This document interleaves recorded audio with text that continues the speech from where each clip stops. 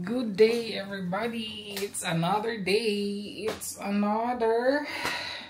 It's still my day off, guys. And it's September 4. Ay, naku, guys. Ako lang mag-isa kasi si partner maaga umalis. Meron na naman siyang appointment.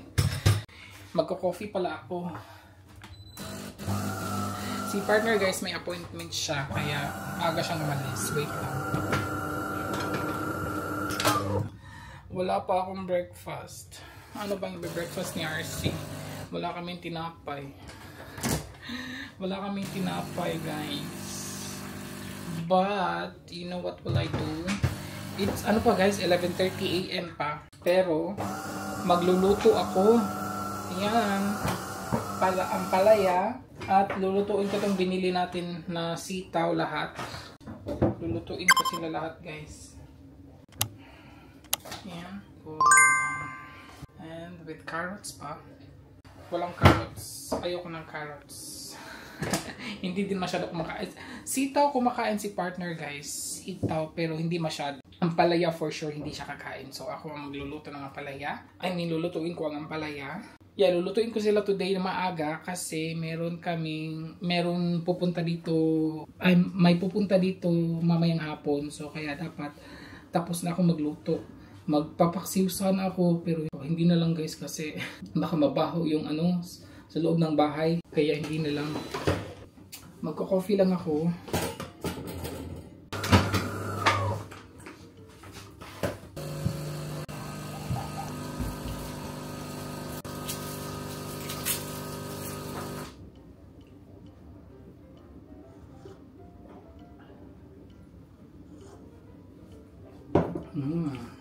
Ang init, ang sarap. Ang sarap ng coffee. So guys, alam niyo yung vlog ni RC, luto lang talaga. For the matagal na tayong always na nagluluto mag-vlog na. Magsawa na lang kayo, guys. Pasensya na. Wala pa talaga ako masyadong mai-content. Blackout si RC, guys. Wala kasi ako masyadong ginagawa sa bahay na lately. Wala, guys. As in, na hindi naman kami masyadong nagta-travel. So, walang masyadong ganap actually. Kaya luto lang talaga ang magagawa ni RC. Ayun, guys. Hindi ko to ubusin. Ang gagawin ko, guys, is ginisang ampalaya. And then, I think yung isa nito is anuhin ko siya. Ipapaksiw ko. Magpapaksiw talaga ako, guys, pero hindi pa ngayon. Ilagay ko lang siya sa freezer. Masarap kasi ito ilagay sa paksiw, diba? Ang ampalaya, diba, guys? Masarap siya ipaksiw. So, ito, ibalik ko yan sa sa freezer. Anuhin na muna natin. Slice lang muna natin ng Tapos ilagay ko sa plastic. Ayan. Ipi-freezer ko to mamaya. So, ayun na nga, guys. Blackout si RC palagi. Hindi pa ako masyado nagpupunta ng city din. Alam niyo yun.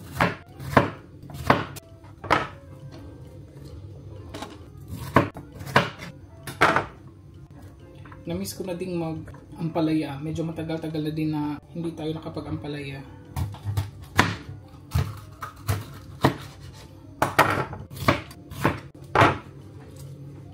Itong bell pepper, ilagay ko yan lahat sa ampalaya kasi sa sitaw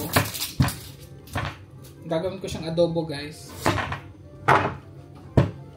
Kaya wala siyang bell pepper. Ito for the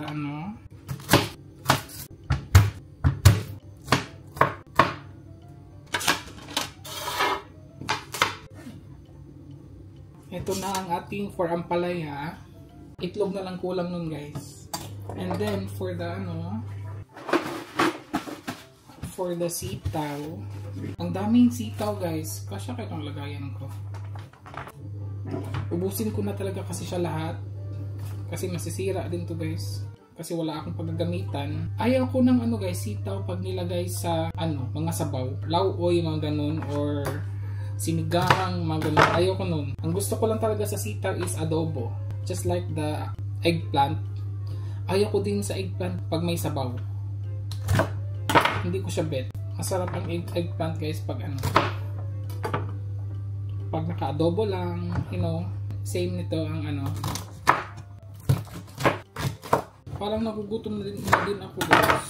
Kahapon, nagluto ako ng rice. Yung ulam ko kahapon, kagabi guys, naano talaga ako, natatawa ako kasi nakalimutan ko magluto ng rice. Tapos, excited ako kumain kasi, di ba meron tayong ano nun, yung toge. Excited ako mag-dinner. Tapos, nag-ready na ako. Wala pala akong rice. So, kumain ako ng toge ng walang rice. Nag-ano lang kami, sunny side up egg. Yun lang. Tapos, pero nagluto pa din ako ng rice. Tapos na ako mag-dinner. Talagang bad mood ako kahapon. Kasi, di ba, pag excited ka sa something, tapos hindi mo ma-achieve. Parang ano din siya. Nakaka-bad mood talaga. Ang dami nitong sitaw, guys. So, i-frozen ko na lang ito pag naluto na siya. Nung binili ko itong sitaw, guys, fresh pa siya. After 2 days, nag-ano na siya. May something na siya. May iba na nag-ano.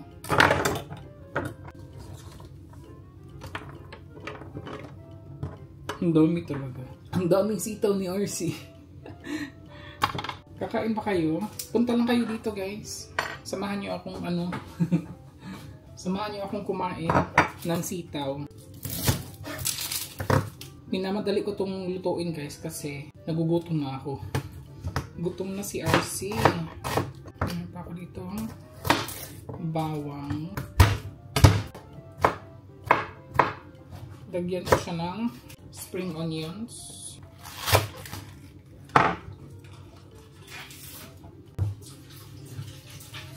Nagkalat guys, nagkalat sa ano. Pagpasensyahan nyo na dyan kung may nakikita kayong hindi kaaya-aya. Yan guys, tapos na. Iligpitin ko lang to. Yung meron pa pala akong lemon. Yan. Mamaya guys, gagamitan natin tong lemon. Yan. Isasabay ko silang lutuin guys. Kasi para sabay silang naluto, of course, diba? And then meron tayo dito ano guys, ground beef. Beef lang to siya, hindi siya mix. I-half ko lang siya para hindi na masyado madami yung ano, diba? I-half lang natin. Dito na yung ating, may nalaglag. Mga ingredients. Coffee muna. Isang ano lang gagamitin natin guys. And then itong pepper and salt ang gagamitin na RC. Puno na naman ang kusina. So, magsa-start na tayo guys para matapos na siya agad. Sa sitaw, gusto ko madaming oil. Pag adobo guys, ng mga ano, masarap siya pag madaming oil, di ba? Dito ang sitaw, tapos dito ang ampalaya. Ang ampalaya is maglalagay tayo ng itlog. Ito yung igal. Yan yung sitaw, at saka ito yung ampalaya.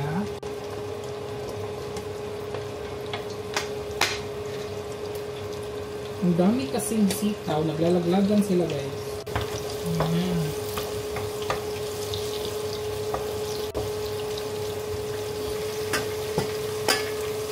Alas 12 na gutom na si RC. So, i-half ko itong natin dito. Isa. Pepper na muna ang ilagay ko.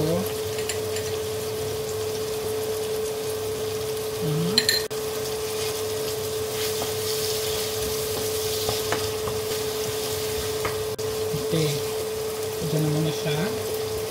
And then ito naman.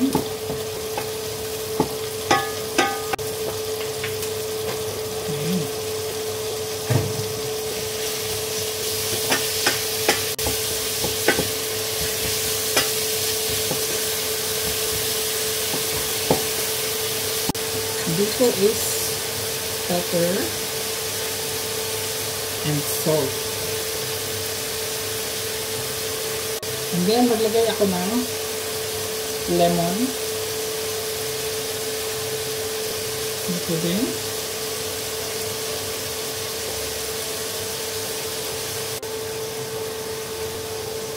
Pampay wala lang sa tusok yun sila guys.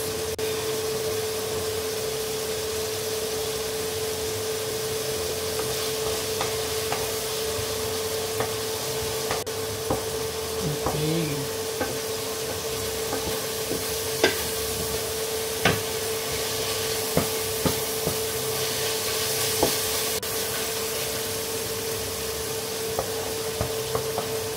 Now maglulunod na tayo ng sitaw. Ang dami talaga guys, oh. Lunod natin siya. And that's the time we will add the soy sauce. Ayan. Another pepper.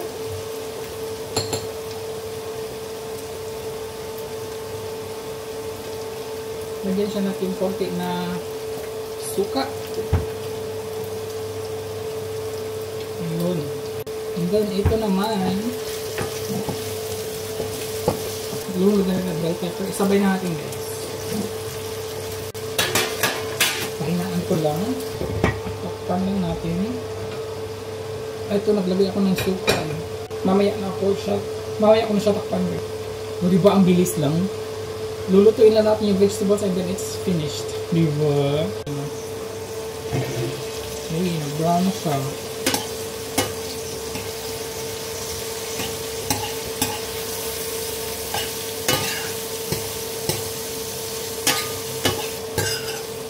Nag-brown ang ampalaya guys.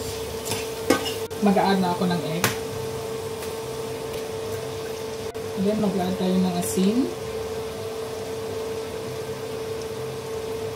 Alam mo guys, hindi ako kontento sa ground pepper. Ito gamitin ko. Hindi talaga ako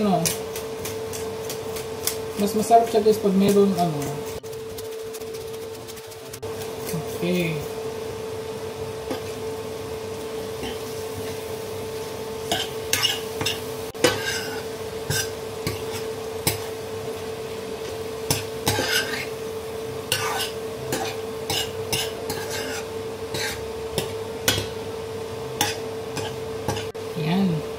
Lulutuin natin saglit yung itlog. Papaano natin siya. Takpan ko lang siya guys para hindi siya Yan. And then etong ating sitaw. Okay. Hindi ko na siya takpan kasi nagsasabaw siya guys. Ang gusto ko pa naman nito is yung yung wala masyadong sabaw. Yan. So again, hindi ako nakontento sa ground pepper. So ito ang pepper na full pepper gamitin natin guys. Ground. Diba iba yung ground tapos iba yung grind. Anyways, hindi ko din siya maintindihan guys. So kayo na ang mag-adjust. Huwag nyo na akong guluhin. Ayun. For sure, mas masarap na yun. Magpapainit na ako ng rice. Yung rice ko guys is brown rice for today. Brown and brown and white rice. Mix ko. Kasi alam niyo na, di ba, hindi ako kumakain masyado ng plain white rice kasi ang dami kong makain. Yan, mag-ready na. Masarap to guys pag merong sunny side up egg. Magsa-sunny side up din ako pag tapos na to lahat. Mangaon everybody. Well, ako lang mag-isa guys. Maliit lang muna na rice. Maliit na rice. Ayan. Sarap ng ulam ni RC for today. Diba? Meron tayong greatest white coffee. Matagal na tayo hindi nakapag greatest white, no? Wait.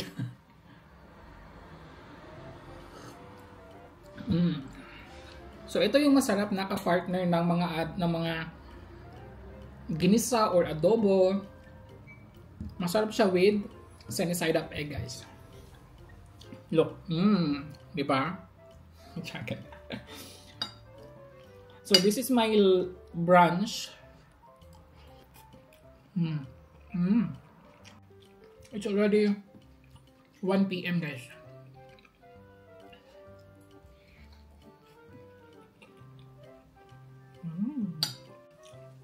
Adobo.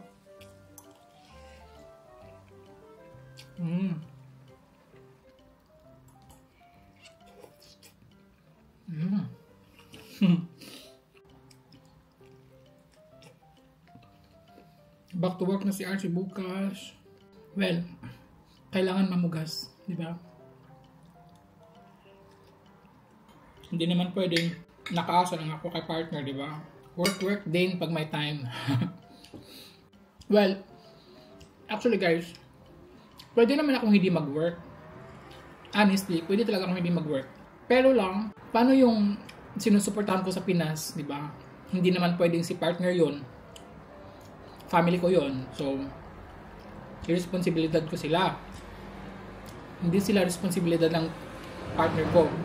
Hindi din naman siya nagbibigay ng monthly doon sa Pinas pag mga may emergency lang, ganun. Pero hindi talaga monthly kasi ako ang nagbibigay monthly sa sweldo ko. Yun. Kaya kailangan ni Archie magtrabaho kasi meron pa akong 5 na pamangkin na pinapaaral. Ang 3 tapos na guys. Tapos na sila, college, tapos na sila mag-college. May trabaho na din. So, meron lang akong 5. 5 ba? Yes, meron lang akong 5 guys. Hindi naman lahat ng pamangkin ko sinusuportahan ko. Meron akong pamangkin na each from the from my siblings, kumukuha ako ng 2 or 3 na sinusuportahan. Hindi lahat. Meron akong pamangkin na hindi ko sinusuportahan kasi kaya ng mga magulang nila. Ayun. At saka hindi ko din naman kaya lahat guys kasi paano na ako, di ba? Maliit lang sweldo ko, hindi ko kaya lahat talaga. Kung kaya ko lang talaga, kung madami lang akong pera, silang lahat talaga. Wala akong maiiwan. Pero, yeah, wala akong magagawa, di ba? Although, kung may maganda akong trabaho dito, tapos malaki sweldo ko, yeah, pwede, why not, di ba? Pero, yun nga, maliit lang sweldo ni RC.